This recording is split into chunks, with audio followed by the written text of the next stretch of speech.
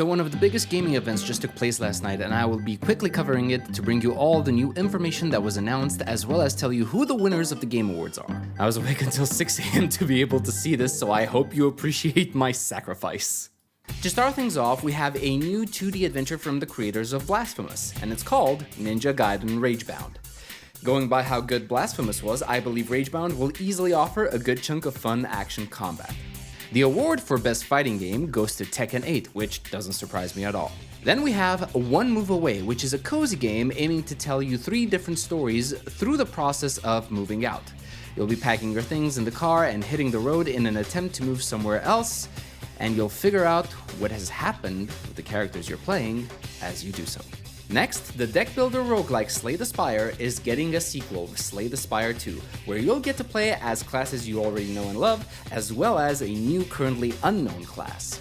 The award for Best VR Game goes to Batman Arkham Shadow. Congratulations. While I haven't played the game myself, I believe it is well earned based on what I've seen from the game. Dave the Diver is getting a new DLC called In the Jungle. This game seems to just be the gift that keeps on giving, as I keep seeing it get updated again and again.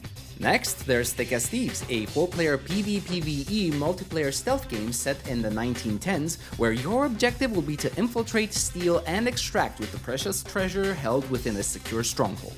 You'll need to race to beat other players to the treasure or become a hindrance to their own attempts at taking the prize by outwitting them with traps, gadgets, and other hazards. I really hope this one succeeds where Hood failed, as I did enjoy this type of game, but I didn't get to play enough of it. Quickly moving through the esports category, we have Best Esports Game, League of Legends, Best Esports Player, Faker, and Best Esports Team, T1. Moving on, we have Shadow Labyrinth, a 2D action platformer that gives us a different take on Pac-Man of all things. You'll play as the swordsman, and you will have to devour your enemies to get stronger until you become the ultimate apex predator. Yu Suzuki, the creator of Shenmue and Virtua Fighter, brings out a new mobile action adventure game called Steel Paws that will be available only on Netflix Games. We don't know what kind of game this is yet, but you'll be able to team up with your robot buddies, upgrade them, and fight alongside them. I'm not really expecting much from this one, but I'm always up for being pleasantly surprised. The next award is for Games for Impact, and that one goes to Neva. Neva is already on my need to play list, and I really want to get my hands on it, but I still have a few projects to complete before I can get to it.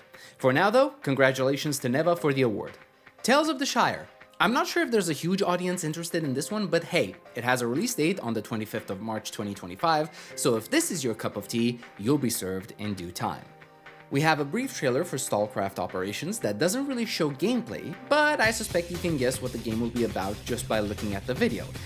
And that's a lot of shooting and a lot of paranormal monstrosities that give me a bit of an SCP vibe. The next game announcement is Midnight Murder Club. It's a 6-player PvP game where you're stuck in a pitch-dark mansion with only a gun and a flashlight, and the objective is quite literally in the name of the game. Murder everyone in your path to be the last one standing. You'll have traps, weapons, and all sorts of other equipment scattered around the mansion to help you in your bloody quest. The award for innovation and accessibility goes to Prince of Persia: The Lost Crown. Congratulations to them. Then, from the creators of Core Keeper, we have Cura, a new Terraria-like game that will no doubt keep you busy for a long time. The award for Best Family Game went to Astrobot, and honestly, I can see this being a fair win. Astrobot was easily one of the most surprising games of this year. Now here's something I never expected. Remember Sifu, the supernatural kung fu souls-like with some great combat and environmental design? They made a new game, and it's not at all what I was expecting. Their new game, Rematch, will be an online football game where rather than having 2 players pitted against each other, each controlling one team, each team will be made out of multiple players, where each player is capable of controlling their own character and will be able to pull off all sorts of tricks, passes, and dribbles to shoot for the goal. If you somehow wanted more Baldur's Gate, then Solasta 2 is announced, promising more of that RPG goodness we've all fallen in love with. The award for Best Performance goes to Melina Jurgens for her role in Senua's Saga Hellblade 2. Very well earned, that is an insanely complex character to play, and she pulled it off brilliantly.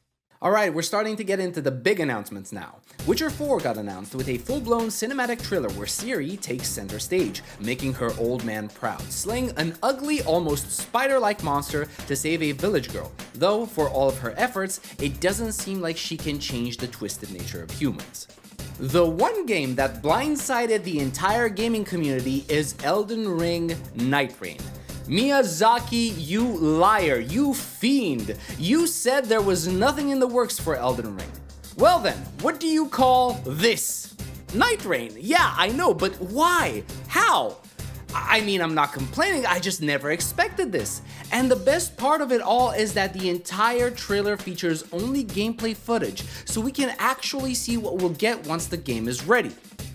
Anyway, Night Rain looks to be a full-blown co-op experience where players need to survive a 3-day and night cycle with never-before-seen exploration mechanics in a Souls game. You can choose from 8 unique characters, each with their own abilities and ultimates. You'll have a battle royale style arena that shrinks with the passing of time, and during this time, you will have to quickly journey through Limveld, making your character strong enough to be able to face the bosses that will appear each night. You can go at it alone, but jolly cooperation is heavily incentivized. If you don't survive the night, then not to worry, you will still receive relics for your trouble that will allow you to customize your character to your liking.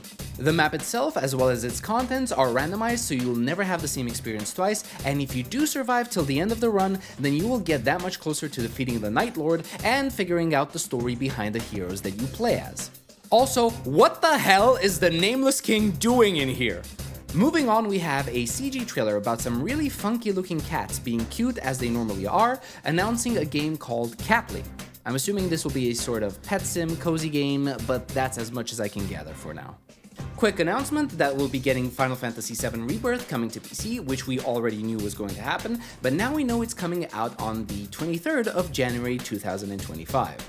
Another well-earned award, that being for Best Action Game, goes to Black Myth Wukong. Congrats to them, congrats. We have a new entry from the creator of Ico, Shadow of the Colossus, and The Last Guardian, which seems to look like a sci-fi version of Shadow of the Colossus. All we know so far is that it's currently unnamed and is known only as Project Robot. There's Civilization 7, which is slated for a February 11 release, so for those of you who love strategy, get ready, cause good things are coming your way. The Outer Worlds 2 was also announced, promising more of everything that the players loved about the first game, as well as promising to add even more stuff that should have been in the first game. Hazelight Studios announced their new co-op adventure game, Split Fiction, where you play as 2 writers who want to work for a certain corporation that promises to bring their stories to life. I'd love for tech like this to be real, I'd really love to use it myself. Figuring out that the corporation actually steals creative ideas from their writers, one of the girls rebels and accidentally falls in another simulation bubble. From there, sci-fi and fantasy mix together as the 2 writers' inclinations come to life right before their eyes. It's a narrative-driven game that focuses on co-op, it boasts unique mechanics for every level, and is coming out on March 6th, 2025. Fragpunk also has a release date for March 6, 2025 as a free-to-play title. It's a PvP hero shooter with a card mechanic that you can use to add wild modifiers to your game, like bigger heads or reversed gravity. Continuing the trend of March 2025 releases, we have Killing Floor 3, bringing more zombie horror and gore alongside big guns to facilitate easy shredding. Next up, Steel Hunters, a new mecha third-person hero shooter PvPvE extraction game. Get in your mech, drop in, eliminate any bogeys, and extract with your loot. No release date for this one just yet, but you can sign up for the PC beta taking place right now. We have Black Frost, which is a sequel to The Lone Dark, adding co-op to the usual mix of a first-person survival sandbox. There's a new cinematic trailer for Borderlands 4, which shows everything you can expect from a Borderlands game, but also adds some new stuff like pod racing? Something else popped up that was unexpected, and that's a collab between Final Fantasy XVI and Tekken 8, where we have the protagonist, Clive Rossfield, entering the ring against Jin. I'm not going to lie, Clive seems to fit in the Tekken roster a bit too well.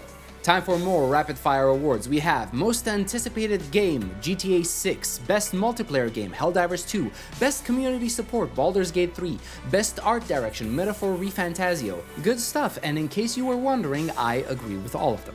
Next up, Splitgate 2, a game that mixes Unreal Tournament with Portal. It looks like a lot of mind-bending fun, but my competitive PvP days are far behind me, though I will play it a bit if only to remind me of the good old days of skipping school to go with my friends to the internet cafe and play a few matches. Here's something interesting. Ryuga Gotoku is bringing back Virtua Fighter. That's a game I never thought I'd see again, but here it is. Also by Ryuga Gotoku, we have Project Century, a new action game set in 1915 where we play as a character that reminds me too much of Dante from the rebooted Devil May Cry series. It seems like the game will still be Yakuza-esque, but with much more gore than one would expect. The award for Best Game Direction goes to Astrobot. I'm not so sure about this one, to be honest. I think there were other nominees that would have deserved this more, but we'll move along for now. When I first saw this next trailer, I thought it would be another announcement for Ark Survival Evolved, but no, it's Turok Origins, a third-person shooter that has you mercilessly hunting dinosaurs. This is yet another blast from the past for me, and I'm curious to see where they'll take this IP and if they manage to actually find an audience for it. Helldivers 2 came to us with another Super Earth public service announcement, informing us that the new update, Omens of Tyranny, is out, boasting a new enemy faction, the Illuminate, new vehicles, and new weapons. All I can say about this is Helldivers to Hellpods.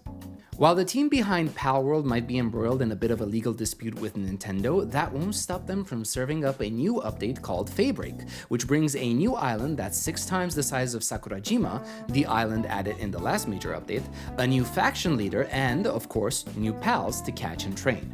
Kuro Games is next, teasing their new Withering Waves 2.0 update, showing off the new Renacita region, actual flying, and a little reminder of all the things that took place in 1.0. The award for Best Debut Indie goes to Balatro. Now, even though I knew it wasn't going to win, I was still holding out hope that maybe Pacific Drive will take it home. I really love that game. There's a new Onimusha game, Way of the Sword, which looks good, but we've got a long way to go until its release since it's slated for sometime during 2026. First Berserker Kazan gives us a new cinematic trailer that has copious amounts of blood in it. Towards the end, you'll also see my live reaction to witnessing biblically accurate angels. No, seriously, what the hell is going on there? In an insanely stark contrast to Kazan, there's a New World action RPG set in the DNF universe that is surprisingly bright and pretty, which makes me suspect that we're dealing with a gacha game. It also reminds me a lot of Grand Blue Fantasy, what with the skyship and the main character being magically connected with a girl when fighting. It's called Arad Dungeon Fighter. Wait, what? Arad's like an 8-hour drive away from me. Dying Light the Beast was announced, which brings us more zombies, more guns, more drop-kicking enemies in the face, and more inhumane experiments performed by monologuing madmen. We have another round of awards incoming. Best Action Adventure Game, Astrobot. Best RPG, Metaphor ReFantazio. Content Creator of the Year, Queso. Best Sports Racing Game, EA Sports FC 25. Best Sim Strategy Game, Frostpunk 2. I don't really have many horses in this particular race outside of Metaphor ReFantazio, so I'm glad to see it win Best RPG. Onwards with a couple of more announcements. The extraction shooter, The Hunt Showdown, has a new in-game event, the Murder Circus, that's available now. Squid Game Unleashed was announced on Netflix Games, which honestly looks a little like what you'd expect from Fall Guys. The best ongoing game goes to Helldivers 2. I wasn't really sure if this was going to win considering the immense backlash the players had at one point, what with PlayStation logins becoming mandatory, and then the overdose of nerfs taking place, but it is a really fun live service game that is great with friends, so I'm glad to see it win. From the devs of Overcooked, we have a new 2-player co-op game, Stage Fright, that offers some escape room style experiences. Sadly, there's no actual gameplay, but at least the trailer is pretty cute. Game of Thrones King's Road got announced, which to me honestly looks like a Telltale experience from the trailer, but apparently no, it's an open world action RPG. The graphics look a little off, but if the gameplay is actually good, I don't see that being a barrier for most players, including myself. Arc System Works brings out Double Dragon Revive for those that love the belt scroll action genre. We also have Screamer, which is a racing game with an anime aesthetic and some vehicular combat. The Last of Us Part 2 Remastered is coming to PC on the 3rd of April 2025. The award for Best Adaptation was handed to Fallout, and while I did enjoy the show, I can't help but feel that Arcane should have won this one. There is no other adaptation out there. No, scratch that. There is no animation out there that has this much attention to detail, style, and flair. There's a new co-op heist game from the creators of Payday and GTFO called Den of Wolves, where you will be playing as criminals hired by corporations to fight in their conflicts as a proxy. This might be an evolution of the heist genre, as Den of Wolves allows you to execute heists through espionage, sabotage, theft, and assassinations. We'll have to see more of the game to get actual confirmations though. Zenless Zone Zero comes out with a teaser trailer showing new characters, a singer called Astra, and the other being a bodyguard with a whip whose name I believe is Evelyn. Then it's Honkai Star Rail's turn to show off a trailer, and even though Jeff tried, the trailer actually teases the new area Amphorius the Eternal Land, and not Amorphous. The award for Best Score and Music goes to Final Fantasy VII Rebirth, and even though I was hoping that the win will go to Metaphor for the Latin rapping monk, I still think Rebirth earned this one. A teaser for Sonic Racing Crossworlds was shown, giving us a glimpse of Shadow and his ride. We have Mafia, the old country, with an origin story set in Sicily in the 1900s. No gameplay though, as the entire trailer is just one big, beautiful cutscene. The Best Independent Game Award goes to Balatro, and so does the Best Mobile Game Award. I did say before that it'd be funny if neither Withering Waves or Zenless Zone Zero won the Best Mobile Game category and it went to something like AFK Journey, but Balatro winning is even better. I can't wait to see what the gacha community has to say about this one. The Best Audio Design Award goes to Senua's Saga Hellblade 2. The Player's Voice Award goes to Black Myth Wukong. I think we can all collectively breathe a sigh of relief that players are still reasonable enough to not vote for a gacha game for this award. And speaking of gachas, Infinity Nikki gets a trailer showing off various activities available in the game. If you want to have a glamorous time playing all sorts of minigames and dressing up your character in the most fabulous dresses, this is the game for you. While I'm definitely not the target audience for this, I have to admit that the costumes you can get look amazing even to me. Now, this game was a surprise. Dispatch is a new take on the Telltale-style game from some of the people that worked on The Wolf Among Us and Tales from the Borderlands. You'll be playing as a washed-up superhero who can't work anymore due to losing his power suit, and now you're relegated to a desk job, dispatching heroes to various crime scenes. You'll have to manage a team of superheroes and send them out on tasks that are best suited to their abilities. It looks like this will be quite the comedic experience. Best Narrative Award goes to Metaphor ReFantasio. Hell yes, you love to see it.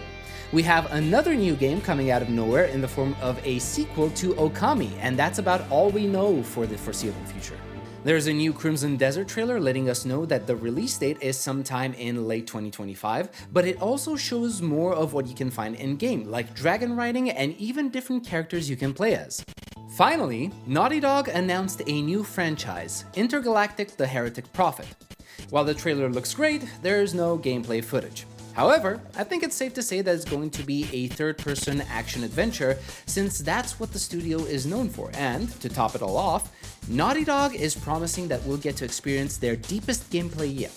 So let's wait and see if Intergalactic actually lives up to their words. And to bring the event to a close, we had the Game Awards medley, where we were once again treated to the absolute treasure that is Flute Guy, before the actual big announcement. I swear, this guy always gives 140% for every single one of his performances. And he loves it. And speaking of the big announcement, the game of the year is... Astrobot. Wow.